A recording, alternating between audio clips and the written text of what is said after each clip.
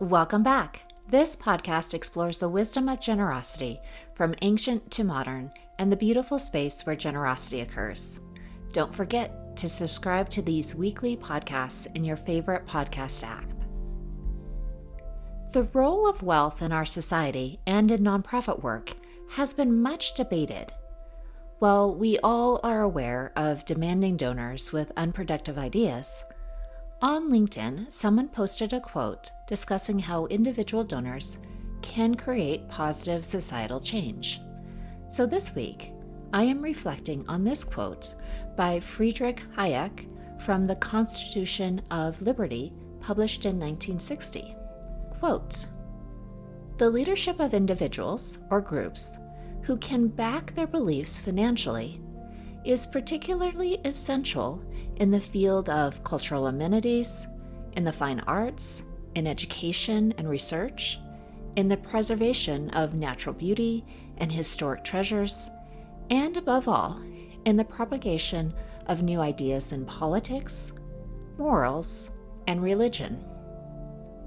If minority views are to have a chance to become majority views, it is necessary not only that men who are already highly esteemed by the majority should be able to initiate actions, but that representatives of all divergent views and tastes should be in a position to support, with their means and their energy, ideals which are not yet shared by the majority."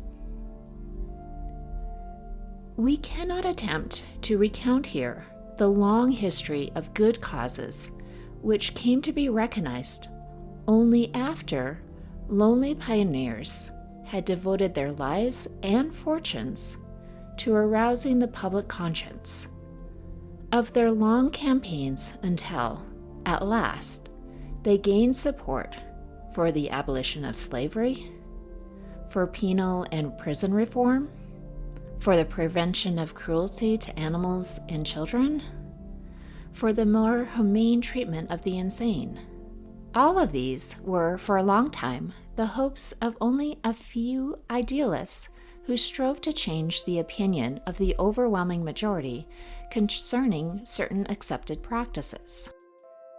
The successful performance of such a task by the wealthy is possible, however, only when the community as a whole does not regard it as the sole task of men possessing wealth to employ it profitably and to increase it, and when the wealthy class consists not exclusively of men for whom the material productive employment of their resources is their dominant interest."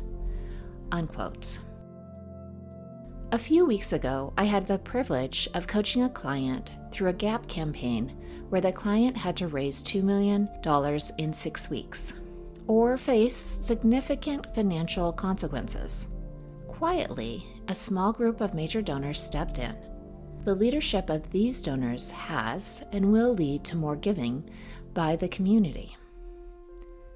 As Hayek states, when donors employ their wealth sacrificially in order to arouse the public conscience, there can be significant societal change. The challenge for us as fund development professionals is to identify within our communities and donor databases those lonely pioneers willing to devote their lives and fortunes to our causes and to work beside them. Let's reflect on 2 questions this week. As you consider this quote, are there donors that come to mind? Donors who will devote their time and wealth sacrificially for the causes we serve? And secondly, how will you walk beside these donors to support and encourage them in their community leadership? Share this podcast if you enjoy these 5-minute reflections, and subscribe to receive these reflections released every Monday. To explore fundraising coaching deeper, visit servingnonprofits.com. See you next week.